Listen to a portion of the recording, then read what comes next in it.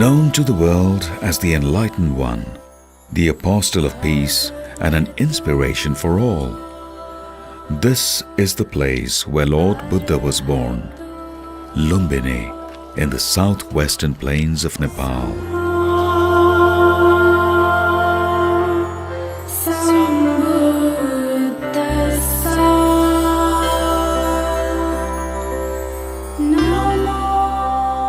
Buddhism spread from the Himalayan foothills to Sri Lanka, Japan, and China. As Buddhism spread far and wide, the birthplace of Lord Buddha, Lumbini, assumed even greater significance with growing number of visitors. However, after Ripumala's visit in the 14th century, Lumbini and Kapilvastu slowly converted into bushland, and Lumbini was almost forgotten. The discovery of the Ashoka pillar by then General Khargasamsher and Dr. Alois Führer, with inscription in 1896 establishing Lumbini as the birthplace of Lord Buddha in the district of Rupandehi, Nepal, a sacred pilgrimage for the Buddhist world.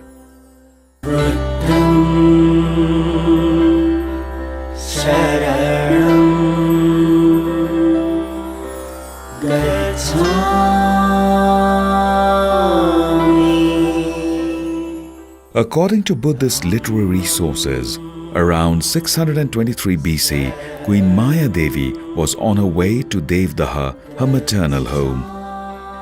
Enjoying the luxuriance of Lumbini garden, suddenly a pain she feels, knowing what is to come. She enters the Pushkarini pond to cleanse herself. After emerging from the pond, she proceeded towards the north, looking for some support. She holds a branch of a sal tree, and there a child is born who was to become Lord Buddha, the Enlightened One. The engraving on the nativity sculpture depicts the moment of Buddha's birth. The visit of Emperor Ashoka in 249 BC is significant because of the installation of the Ashoka pillar with inscriptions that provide epigraphic evidence.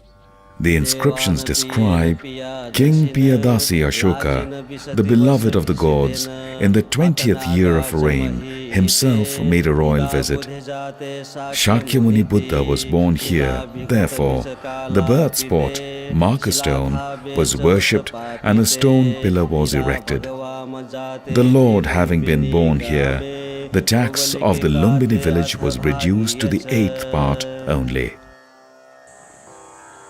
Emperor Ashoka also reset the nativity statue and built many stupas and Buddhist edifices beside the Ashoka pillar.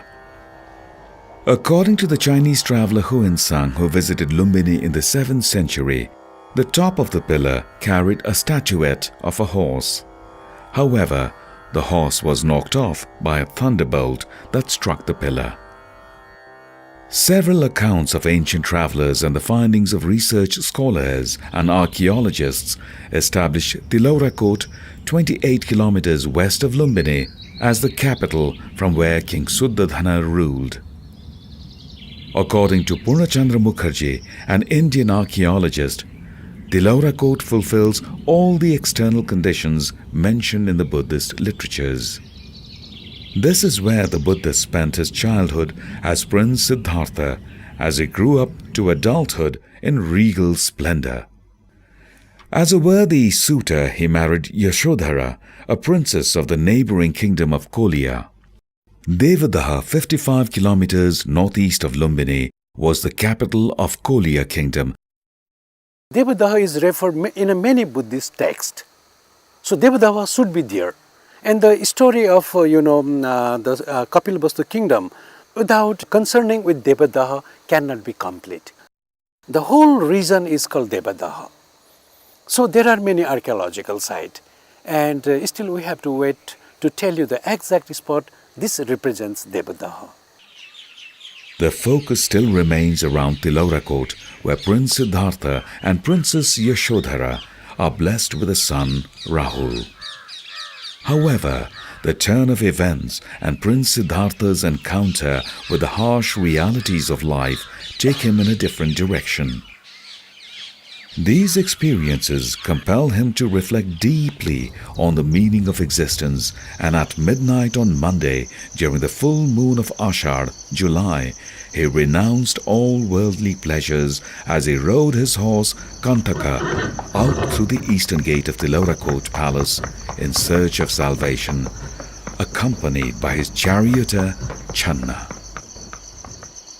Years of severe penance, meditation and travels followed as he adopted the middle path until he attained enlightenment in Bodh Gaya of present-day India. Lord Buddha delivered his first religious sermon in Sarnath, India, and a series of religious discourse and preaching followed. 6 years later, at the invitation of his father King Suddhodana, he returned to Kapilvastu from Rajgriha after attaining Buddhahood. The king, his father, had made arrangements for the Buddha and his disciples to stay in Kudan, 4.5 kilometers south of Tilaurakot, because of his refusal to stay at the royal palace.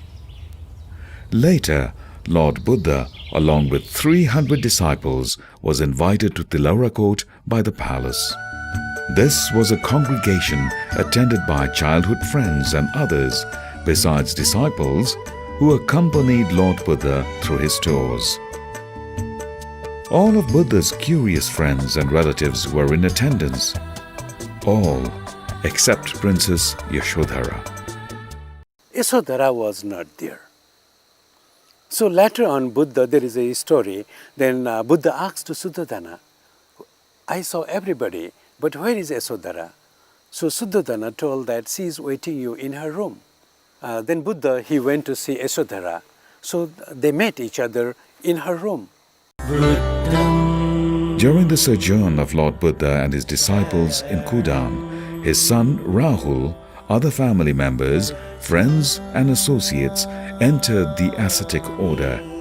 It continued for years, and thousands of Shakya youths were now the members of the ascetic order and avowed to non-violence.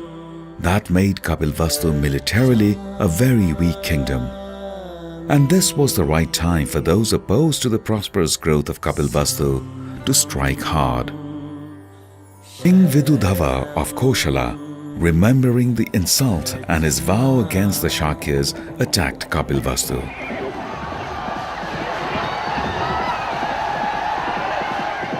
Vidudhava gained victory over Kapilvastu easily.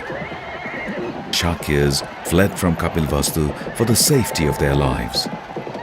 Later, Vidudhava's army encircled the Shakyas in the jungle of Sagarhawa, and they are believed to have massacred thousands of Shakyas out of vengeance.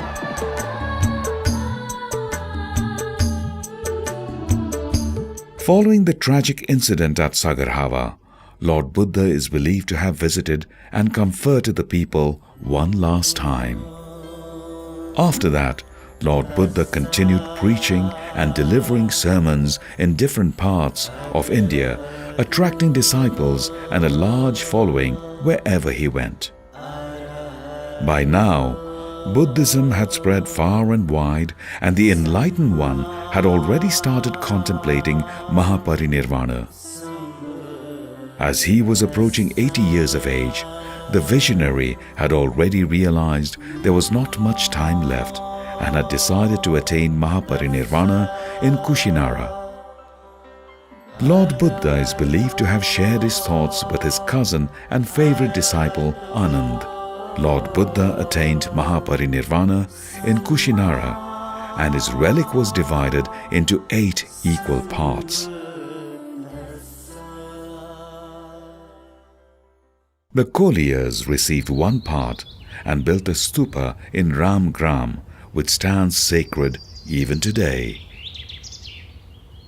Besides Shakyamuni Buddha, Kapilvastu was blessed with 2 more Buddhas in ancient times. They were Krakow Chanda Buddha and Kanakmuni Buddha. Niglihawa, one of the major pilgrimage sites is sanctified by the birth of Krakow Chanda Buddha. This has been ascertained by the pillar erected by Emperor Ashoka in 249 BC. This is also an important site for the devotees.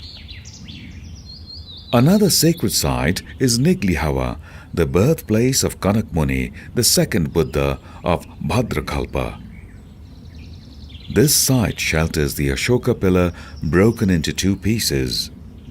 The lower part, submerged in the ground, bears the inscription, while the upper part lies on the surface. Also significant is Arorakot, 3 kilometers northeast of Niglihawa. This rectangular fortified area is believed to be the natal town of Kanak Muni Buddha. Realizing the importance of Lumbini for world peace, the then United Nations Secretary-General U Thant envisaged a master plan for the development of Lumbini. In 1978, the master plan of Lumbini was approved by the United Nations and the government of Nepal, which Professor Kenjo Tange of Japan materialized. The master plan had three distinct components: Sacred Garden, Monastic Zone, and New Lumbini Village. The focus of the design is the Sacred Garden located in the southern part. The objective here is to create an atmosphere of spirituality, peace, universal brotherhood, and non-violence. The Sacred Garden shelters the freshly restored ancient monuments at the center, with lush forest and water body surrounding the complex. The Monastic Zone is situated in the middle, with a forest area between the Sacred Garden and New Lumbini Village. The zone is divided into two monastic enclaves by a central canal. There are 13 plots of land in the East Monastic Zone of Theravada, where numerous Buddhist organizations have constructed monasteries and meditation centers. In the East Monastic Zone, Sri Lanka Mahavihar is a major attraction, also because of the presence of the Bodhi tree. Legends say that the daughter of Emperor Ashoka nurtured the sapling of the ancient Bodhi tree in Sri Lanka. The Bodhi tree in the monastic zone is believed to be a progeny of the same tree that stood centuries ago. The preservation of a relic of Lord Buddha placed by the Sri Lankan President Rajapaksa himself has rendered the monastery even more sacred and venerated. Another relic has been placed by the Sri Lankan President at the foundation of a stupa. And 29 plots have been allocated in the West Monastic Zone for Mahayana schools of Buddhism. Various Buddhist countries and organizations have constructed vihars, and some of them are under construction. Panditaram International Vipassana Meditation Center, Myanmar, is located in this enclave. Vipassana, an ancient technique of meditation, means to see things as they are, and practice of Vipassana is the total healing of human suffering. It is believed that this meditation technique, rediscovered and practiced by Lord Buddha over 2,500 years ago. The northern part of the master plan area is being developed as the new Lumbini village, where the visitors can find comfortable hotels offering necessary facilities. The cultural center lies in the southern part of New Lumbini village. The Lumbini International Research Institute, LIRI, is one of the main attractions of Lumbini village. It's a treasure house of books and other documents for Buddhist scholars and researchers. All the artifacts discovered at the excavation sites have found a rightful place in the museum. The little artifacts and terracotta figurines, dating back thousands of years, provide clues and the missing links connected with the life of Lord Buddha. The Peace Pagoda at the far north of the Lumbini Master Plan is the tallest pagoda in the area. This has enhanced the beauty and importance of Lumbini. The peace flame, located at north of the sacred garden, has been spreading peace throughout the world. The flame was brought from the United Nations in New York in 1986 to integrate peace and harmony among the global community. Construction work at the site, as outlined by Professor Kenjo Tange in his master plan, continues even today. This has been one of the largest and most ambitious projects in Nepal that has withstood and overcome numerous obstacles to get to this stage. UN Peace Committee बाट आउने जुन सहयोग राशि थियो त्यो सहयोग राशि हामीले अपेक्षित रूपमा त्यसलाई त्यो संस्थालाई नि त्यो समितिलाई नि त्यति परिचालन गर्न नसकेको अवस्थाको कारणले त्यति धेरै स्रोत निकाल्न सकिएन र हाम्रो आफ्नै अर्थतन्त्र यति बलियो अवस्थामा छैन कि त्यति धेरै ठुलो पैसा लगाएर 2-4 वर्षमै त्यसलाई सम्पन्न गर्न सक्ने अवस्थाको हाम्रो अर्थतन्त्र छैन। तर पनि नेपाल सरकारले जसै जसै राजस्वको क्षेत्र वृद्धि हुँदै गयो, सरकारको आम्दानी बढ्दै गयो, बजेटरी अङ्कहरू बढ्दै गए, त्यो अनुरूप प्राथमिकतामा राखेर लुम्बिनीमा पैसा थपिदिने गरेको छ। त्यसकारणले अहिले जुन हामी मास्टर प्लानको धेरै अंशहरू तयार भइसक्यो भन्छौँ, यो वास्तवमा हाम्रो आफ्नै देशको साधन स्रोत र बेला बेलामा मित्र राष्ट्रहरूले र मित्र दात्री संस्थाहरूले दिएको पैसाले हो। Mayadevi Temple was excavated in 1992 under the joint initiative of Department of Archaeology, Government of Nepal and Buddhist Federation of Japan. The excavation work continued up to 1996. This excavation yielded many archaeological findings, the most notable being the marker stone that established the exact spot where Lord Buddha was born. Recognizing the value and importance of the marker stone, it has currently been housed in bulletproof glass. So what is the religious significance of Lumbini and what are the security concerns of such a valuable site? 4 विशेष धाम जहाँ जन्म लियो लुम्बिनी, आज जो नेपालमा पर्छ, जहाँ उहाँले ज्ञान प्राप्त गर्यो बुद्ध गया र प्रथमचोटि जहाँ उहाँले धर्मचक्र परिवर्तन गर्नुभयो सारनाथ र जहाँ उहाँले महापरिनिर्वाण प्राप्त गर्नुभयो कुशीनगर, यी तीनटा चाहिँ अहिले भारतमा पर्दछ र यी चारैवटा स्थलको उहाँले आफैले व्याख्या गरेर जानु भएको हुनाले पनि विशेष गरेर सम्पूर्ण बौद्ध मार्गीहरूले महत्त्व राख्ने स्थान हो। जब यो चारवटा तीर्थस्थलको चाहिँ मेरा अनुयायीहरूले दर्शन गर्नुहुन्छ तब मसँग प्रत्यक्ष दर्शन भएको जस्तै पुण्य लाभ गर्नुहुनेछ भनेर जानु भएको हुनाले लुम्बिनीको विश्व बौद्ध जगतमा ठूलो यसको महत्त्व छ। भगवान बुद्धको पवित्र जन्मस्थल लुम्बिनी धार्मिक, सांस्कृतिक र पुरातात्विक महत्त्वको सम्पदा हो। यसको सुरक्षाको लागि 4 किसिमका सुरक्षा निकायहरू परिचालन गरिएको छ। कोषको आन्तरिक सुरक्षा, ग्रुप 4, सशस्त्र प्रहरी बल र नेपाल प्रहरी। सुरक्षामा प्रभावकारिता ल्याउनको लागि 20 केबी को जेनेरेटरद्वारा रातको समयमा पनि मायादेवी मन्दिर वरपर पूर्ण रूपमा बत्तीको व्यवस्था गरेका छौं। Lumbini is a converging point for people from all walks of life, serious devotees, totally immersed in prayer, research, observation, or deep meditation.